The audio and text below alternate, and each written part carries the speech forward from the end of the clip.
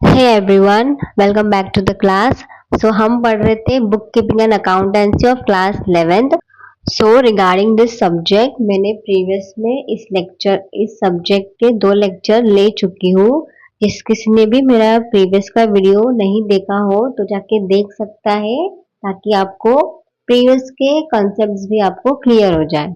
Okay, तो let me give a brief intro के हमने क्या ब्रीफ में बताती हूँ कि हमने क्या पढ़ा, कहाँ तक पढ़ा। हमने चैप्टर उठाया था introduction to book keeping and accountancy first, that is the first chapter. Intro, ये इवोल्यूशन, ये सब हमने कवर अप कर लिया था फर्स्ट लेक्चर में। तो ये सब हम पढ़ चुके हैं। ये capital and drawings, debtors and creditors. हाँ, एक मिनट, हाँ यहाँ मुझे बताना था आपको। So this is debtors, it's not a debtors. Okay, वो जो बी हमें दिखता है, आई शो यू, ये जो इधर डेप्ट और ये टर्स, इसको अलग अलग प्रोनाउंस करेंगे। दिस डी इज साइलेंट, इसको हम साइलेंट कर देते हैं। तो we only say debtors, not debtors. Okay, don't say debtors, it's debtors and creditors. Okay, expenditure हमने देखा था। हमने लास्ट लेक्चर में मैंने आपको credit discount and cash discount तक पढ़ाया था। जिस किसी ने भी लेक्चर देखा होगा तो उसे पता होगा। जिस किसी ने नहीं देखा है, they can go and watch my previous 2 lectures of this subject book keeping and accountancy. तो आज मैं चालू करूंगी फ्रॉम सॉल्वेंट एंड इंसॉल्वेंट। अभी आज ये क्लास चालू होगा सॉल्वेंट एंड इंसॉल्वेंट से। Okay, let's begin, pay attention all. Okay, so let's begin the class solvent and insolvent. Solvent क्या है और इंसॉल्वेंट क्या है? सपोज मैं कहूं, अगर किसी पर्सन के पास 10 लाख रुपए है, 10 लाख की संपत्ति है उसके पास, और उस पर 3 लाख का कर्ज है, तो क्या वो अपना कर्ज चुका पाएगा? चुका सकता है कि नहीं सकता? आंसर इज यस, वो ऑफकोर्स चुका पाएगा, क्योंकि उसके पास 10 लाख की संपत्ति है और 3 लाख उसका कर्ज है, तो 10 लाख में से वो 3 लाख देकर उसका कर्ज चुका सकता है। तो ऐसे व्यक्ति को सॉल्वेंट पर्सन कहते हैं। तो व्हाट इज सॉल्वेंट? जिस जिस पर्सन की एसेट, एसेट यानी संपत्ति, उसकी लाइबिलिटीज यानी कर्ज से ज्यादा या बराबर हो, उसे सॉल्वेंट कहते हैं। वो अपने सभी कर्ज आसानी से चुका सकता है, वो होगा सॉल्वेंट। जैसे फॉर एग्जाम्पल, एसेट्स है 50 लैक्स, लाइबिलिटीज 30 लैक्स, तो एसेट्स ज्यादा है लाइबिलिटी से, इसलिए वो पर्सन क्या है? सॉल्वेंट है। आसान में इसको याद रखेंगे तो सॉल्वेंट, सॉरी, आसान में याद रखेंगे तो assets is greater than liabilities equals to solvent. आप लेक्चर में बैठते हो तो सीधे आप एक बुक लेकर बैठो, ताकि आप हर एक कंसेप्ट के नीचे लिखते जाओ। ओके, सो आपको वो, आप जब अगली बार जब भी आप कभी बुक खोलते हो अपनी, तो आपको वो रीड करके आपको समझ जाए, हाँ ये कंसेप्ट ये था। ओके, तो आपको वापस देखने की जरूरत नहीं पड़ेगी। That's a solvent. एक बार बुक भी पढ़ लेंगे, बुक में क्या लिखा, if a person assets are more than his liabilities और equal to his liabilities, he is called as a solvent person. Solvent person is financially sound and is in a position to pay off all his debts. Again debts मत बोल देना, इसको बोलेंगे debts. For example, a person total assets has been calculated 50 lakhs and his total debts were rupees 30 lakhs. Since his position is sound, he is liable to pay off his debts there. Therefore, he is called a solvent. समझा solvent? Let's come to the next, that is insolvent person. Insolvent क्या है? Insolvent कर्ज उसकी संपत्ति से ज्यादा है, उसे इंसॉल्वेंट कहते हैं। वो अपना पूरा कर्ज नहीं चुका सकता। जैसे फॉर एग्जाम्पल एसेट्स उसके पास 20 लाख से, लायबिलिटीज उसके पास 50 लाख है, तो इस तो कर्ज ज्यादा है इसमें, इसलिए वो पर्सन इंसॉल्वेंट है। अब इसे कैसे याद करेंगे? Assets greater than liabilities, no no sorry, liabilities greater than assets is equal to insolvent. इसके केस में क्या था? Assets greater than liabilities is equal to solvent. इस केस में क्या है? Liabilities greater than asset is equal to insolvent. Understood? Yes. So that's solvent and insolvent about. Okay.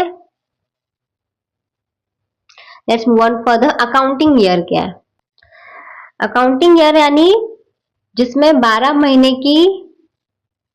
महीने का पूरा हिसाब किताब रखा जाता है, उसे अकाउंटिंग ईयर कहते हैं।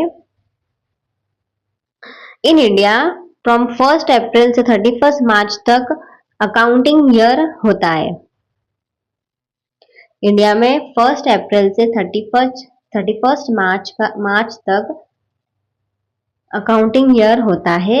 जैसे फॉर एग्जांपल अभी का अकाउंटिंग ईयर क्या है? 1 अप्रैल 2026 टू 31 मार्च 2027। इसको बोले, इस पीरियड में प्रॉफिट लॉस और बैलेंस शीट बनाई जाएगी। ओके, तो ये था आपका अकाउंटिंग ईयर। बुक में क्या लिखा है? It is the period of 12 months for which accounts are maintained and closed by the proprietor. Earlier, the proprietors were following any accounting year, that is a calendar year or financial year or any other year as per trading. But now, for income tax purpose, an accounting year starts from 1st April and ends on 31st March. At the end of accounting year, a proprietor has to prepare trading account, profit and loss account, and balance sheet to find out the financial position of the business. Okay, clear? So next is trading concern and not for profit concern. अब ये क्या है? Okay, trading concern. Trading concern मतलब जो business profit कमाने के लिए शुरू किया जाता है, उसे ट्रेडिंग कंसर्न कहते हैं। जो बिजनेस प्रॉफिट कमाने के लिए शुरू किया जाता है, उसे ट्रेडिंग कंसर्न कहते हैं। जैसे फॉर एग्जाम्पल किराना शॉप हो गया, मेडिकल स्टोर हो गया, मोबाइल शॉप, क्लोथिंग स्टोर और भी बाकी ग्रोसरी स्टोर आपके आजू बाजू में है शॉप्स, वो सब आ गए ट्रेडिंग कंसर्न में, जिनका मेन काम है प्रॉफिट कमाना। सो हम इसे कैसे याद रखेंगे? प्रॉफिट कमाना equals to trading concern. Profit कमाना equals to trading concern. Now not for profit concern क्या है? जो संस्था प्रॉफिट कमाने के लिए नहीं बल्कि समाज की सेवा के लिए बनाई जाती है, उसे नॉट फॉर प्रॉफिट कंसर्न कहते हैं। Okay, it is an organization not established for making profit but for rendering services to the society. An organization may be formed for promoting a useful object like art, science, sports, culture, charity, profession, etc. Example schools, hospitals, sports clubs etcetera. तो ये क्या, इनका main काम profit कमाना नहीं होता है, ये सर्विस देने टू सोसाइटी को सर्विस प्रोवाइड करती है। एग्जाम्पल दिया हमें school, hospital, sports clubs, charity trust. Okay, इसको कैसे याद करेंगे? सर्विस देना, सर्विस करना equals to not for profit. Service करना equals to not for profit. So that's your trading concern and not for profit concern. Let's move on to further. We have goodwill. What is goodwill now?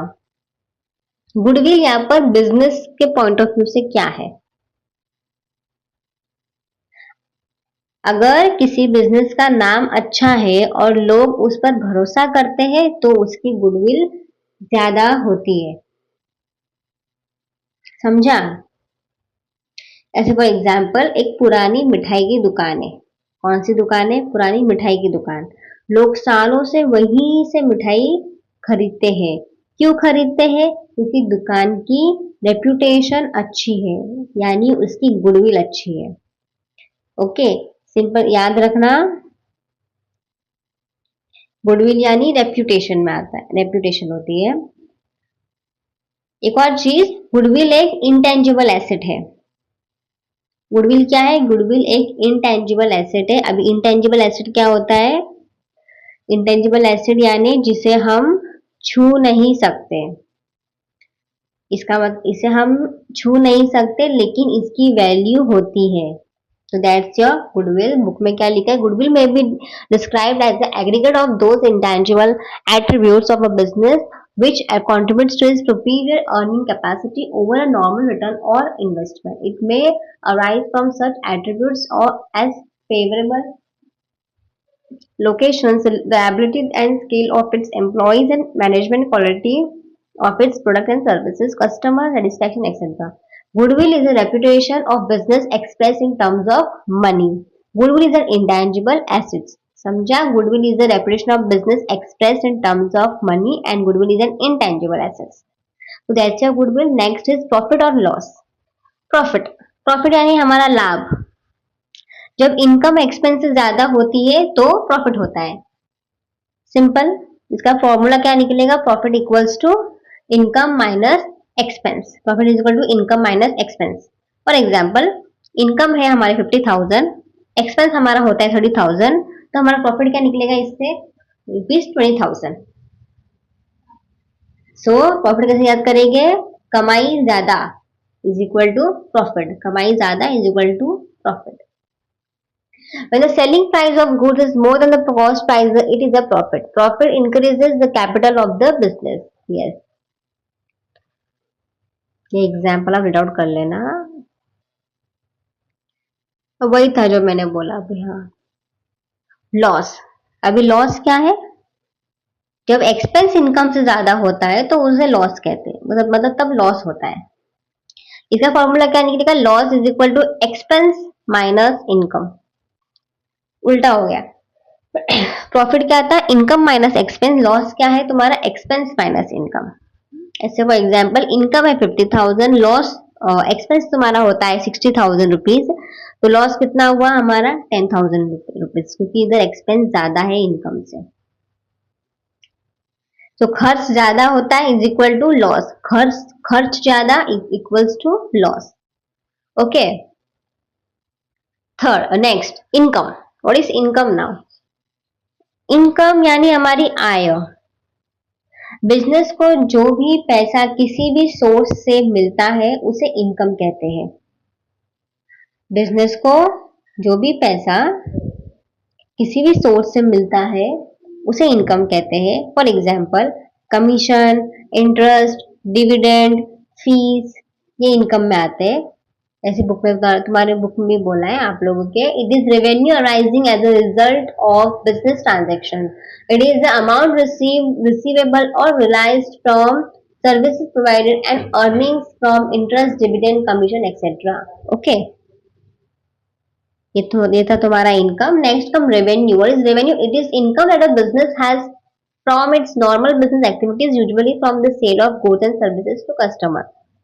क्या है revenue? Revenue business के जो main काम, business के जो main काम से होने वाली इनकम को रेवेन्यू कहते हैं। जैसे फॉर एग्जांपल, एक मोबाइल शॉप का मेन काम क्या है? मोबाइल बेचना। मोबाइल बेचकर जो इनकम होगी वो होगी रेवेन्यू इनकम। ओके, तो वो हो गया हमारा रेवेन्यू। ओके, तो ये था revenue.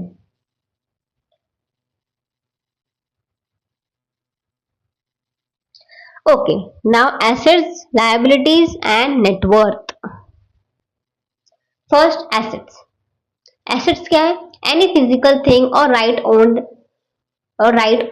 that has a monetary value is called as an asset. The ownership of the asset must be with business unit. Example, land, goodwill, patent, computers, etc. और बोला types of assets. Okay. Assets यानी business की ऐसी चीजें जिनकी value होती है और जिनसे बिजनेस को फायदा मिलता है उन्हें एसेट्स कहते हैं। बिजनेस की ऐसी चीजें जिनकी वैल्यू होती है और जिनसे बिजनेस को फायदा मिलता है उन्हें एसेट्स कहते हैं। For example, land, building, furniture, computer, cash, goodwill, ये सब तुम्हारे क्या है? एसेट्स है तुम्हारे। अभी आगे बोला है types of assets. Types of assets क्या है? टाइप्स ऑफ एसेट्स में पहला आता है फिक्स एसेट्स और उसको बोलेंगे non current assets. Second is current assets and third is fictitious assets.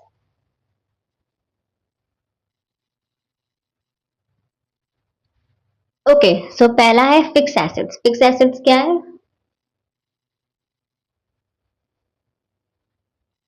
The assets which give long-term benefit to the business are known as fixed assets.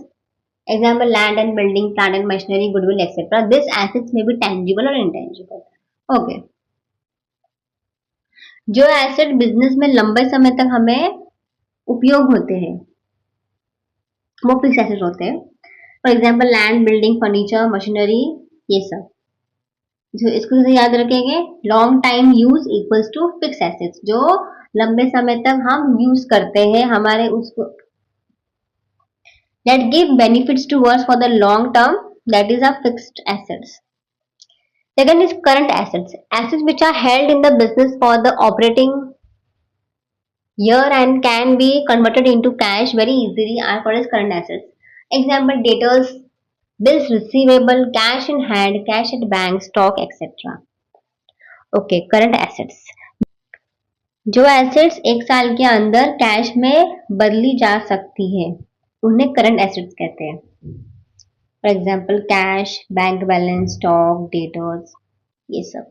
तो इसी तरह याद करेंगे, जल्दी कैश बन जाए, जल्दी कैश बन जाए इक्वल्स टू करंट एसेट्स। जो इजीली कैश में कन्वर्ट हम कर सकते हैं, that's the current assets. Now last third is fictitious assets. Fictitious assets क्या है? ये हमारी काल्पनिक संपत्ति होती है, fictitious. These assets are not represented by tangible possession or property. They are imaginary assets but do not have any realizable value. Example, deferred revenue expense like advertisement paid for 4 years. Okay, तो fictitious क्या आता है? ये ऐसी assets होती है जिन्हें छू नहीं सकते और जिनकी कोई रियल वैल्यू भी नहीं होती है। ऐसे for example deferred revenue expense and heavy advertisement expense.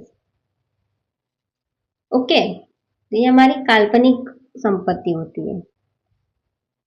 Let's move on to, तो ये था हमारा एसेट वाला part.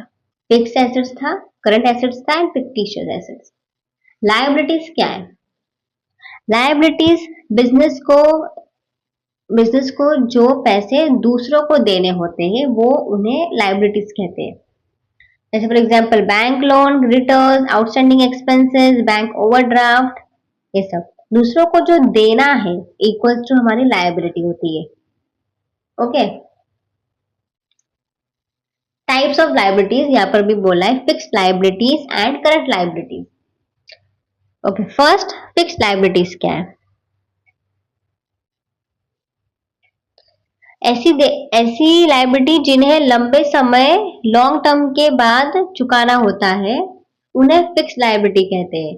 As for example bank loan 5 साल का, long term loan, capital owner का पैसा। लेट्स से फॉर एग्जाम्पल एक बिजनेस ने बैंक से 10 लाख का लोन 5 साल के लिए लिया, तो ये हो गई उसकी फिक्स्ड लायबिलिटी। बुक में क्या लिखा है? One of the major source of fund in the business is fixed liabilities. It may be in the form of capital, secured loan, long term loan from bank and from financial institution etcetera. Okay, जो long term के लिए loan हम लेते हैं that's are fixed liabilities. Second is current liabilities क्या है? Current liabilities, short term liabilities payable within a year are called current liabilities. Current liabilities arise in the regular current operations of the business. These liabilities are not normally secured. Example, creditors, bills payable, etc. Okay, current liabilities वो liability जिन्हें एक साल के अंदर चुकाना होता है उन्हें करंट लायबिलिटीज कहते हैं। जैसे क्रेडिटर्स हो गए हमारे, bills payable, outstanding expenses. Outstanding का मतलब क्या है? आउटस्टैंडिंग मतलब जो बाकी है पे करना। आउटस्टैंडिंग यानी पे करना बाकी है, दैट इज आउटस्टैंडिंग एक्सपेंस। जैसे एग्जांपल, आपने उधार में सामान खरीदा और 30 दिन में पेमेंट करनी है।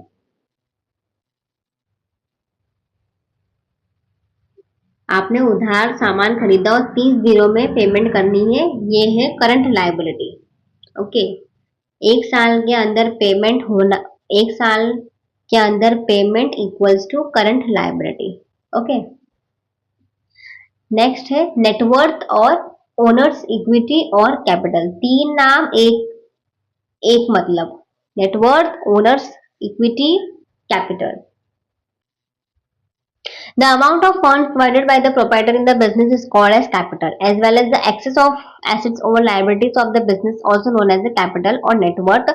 Net worth includes capital and reserves. Capital can be in the form of cash or in kind. Net worth is equal to owner's equity is equal to capital, or owner's equity capital equals total equity assets minus creditors equity liabilities. Okay, owner ने business में जो पैसा लगाया है और business में उसका जितना हिस्सा यानी शेयर है उसे कैपिटल, ओनर्स इक्विटी या नेटवर्थ कहते हैं। ये तीनों शब्द लगभग एक ही अर्थ में उपयोग किए जाते हैं। सबसे आसान फॉर्मूला इसका निकलेगा capital equals to assets minus liabilities, यानी कैपिटल इक्वल टू बिजनेस की कुल संपत्ति माइनस बिजनेस का पूरा कर्ज। ओके, जैसे फॉर एग्जाम्पल आपके बुक में एग्जाम्पल दिया है, let's say the capital of the business is 4 lakh and creditors 2 lakh, and total equity, then total equity assets is equal to liabilities plus capital. Liability capital दिया है और क्रेडिटर्स दिया, liability है, creditors यानी लायबिलिटी, दोनों का ऐड किया तो मेरा टोटल इक्विटी एसेट्स मिल गया। ओके, एक अपना वाला एग्जांपल भी मैं बताती हूँ। मान लो assets 5 lakhs, liabilities 2 lakh, what was the capital 3 lakhs। ये कैपिटल एसेट माइनस लायबिलिटीज, मतलब बिजनेस की वास्तविक वैल्यू 3 लाख ओनर की है। अभी आपका बुक का एग्जांपल क्या बोल रहा है, कैपिटल है 4 लाख, लायबिलिटीज है 2 लाख, और विद द एसेट, एसेट कितना होगा, asset is equal to capital plus liability, तो हो गया 6 lakh.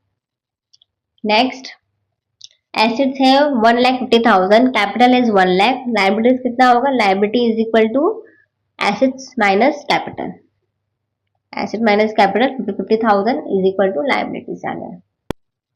Okay, these are all the example. Let's move on further. Contingent liability क्या है? Contingent liability ऐसी लाइबिलिटी जो अभी पक्की नहीं है लेकिन इन फ्यूचर में वो हो सकती है, उसे कॉन्टिजेंट लाइबिलिटी कहते हैं। यानी ये किसी इवेंट पर निर्भर करती है, is depend on an event. For example, एक कर्मचारी ने कंपनी पर 5,000 का केस किया।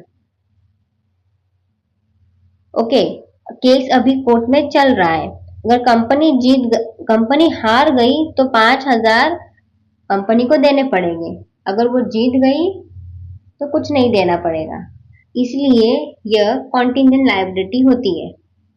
इसे कॉन्टिजेंट लायबिलिटी कहते हैं। फ्यूचर में हो भी सकती है, नहीं भी, इक्वल्स टू कॉन्टिजेंट लायबिलिटी। ये आपके बुक में समझाया। ओके, ये था contingent liability. Next, let's move on to further. Accounting concepts, conventions and principles. Accounting concepts, conventions and principles. Okay, meaning and importance of accounting concepts. Okay, accounting concepts के बारे में बोला है।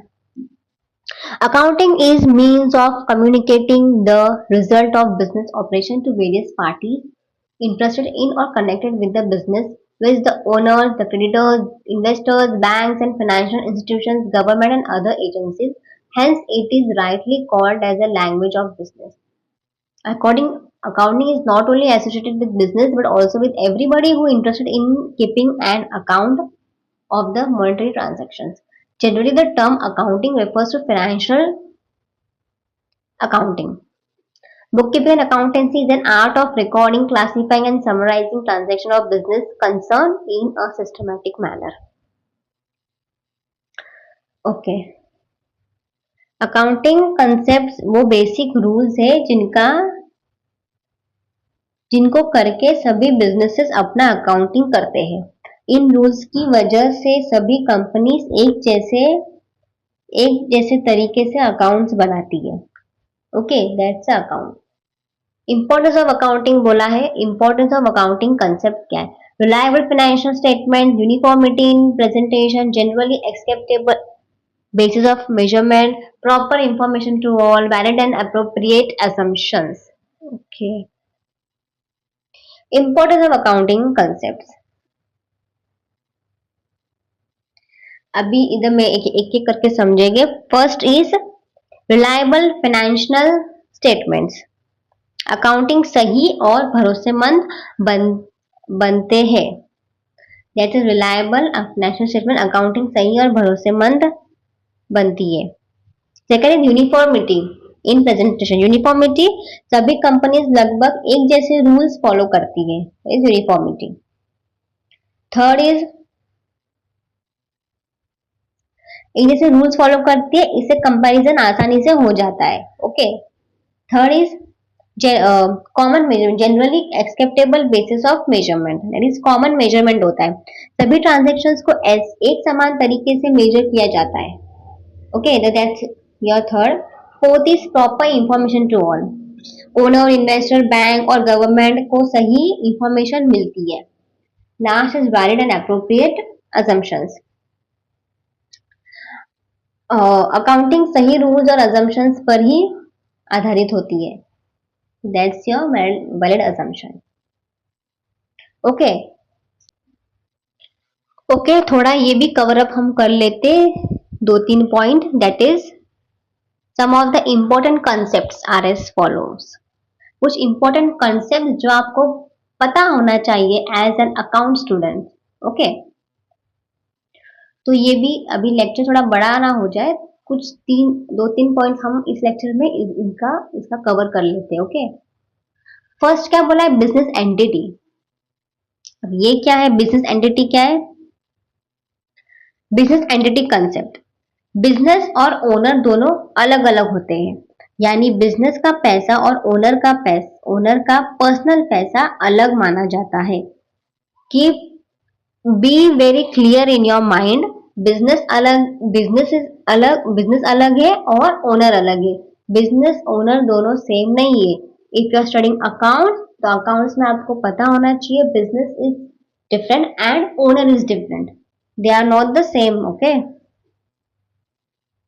तो बिजनेस और ओनर दोनों अलग अलग होते हैं, यानी बिजनेस का पैसा और ओनर का पर्सनल पैसा अलग माना जाता है। जैसे फॉर एग्जाम्पल, राहुल की एक मोबाइल शॉप है।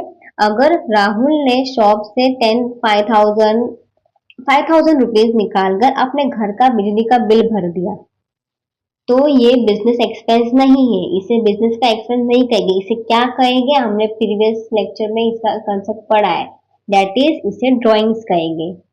मालिक जब बिजनेस से अपने पर्सनल खर्च करने के लिए बिजनेस का पैसा निकालता है, उसे ड्रॉइंग्स कहते हैं। ओके, तो ये से ड्रॉइंग माना जाएगा।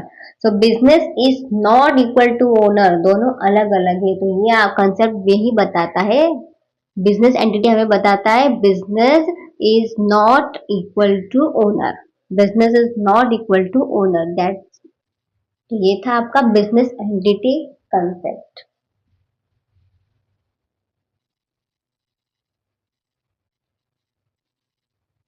और इधर बात बोलिए, इधर this concept implies that the business unit is separate and distinct from the owner or owner, that is person who supply capital to it।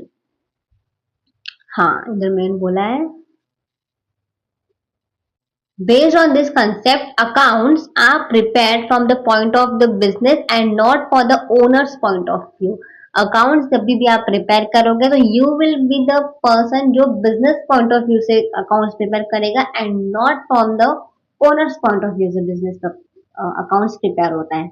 Okay, based on this concept, accounts are prepared from the point of view of the business and not from the point of view of the owner। Okay, फिर आगे तो entry में हम confuse हो जाते हैं, तो ये एकदम क्लियर रखना है माइंड में, हमें बिजनेस के पॉइंट ऑफ व्यू से हमें अकाउंट्स बनाना है, not of the owners point of view. Okay, तो ये बहुत मेन बात है, आपको याद रखनी है। और कुछ निकलता है इम्पोर्टेंट?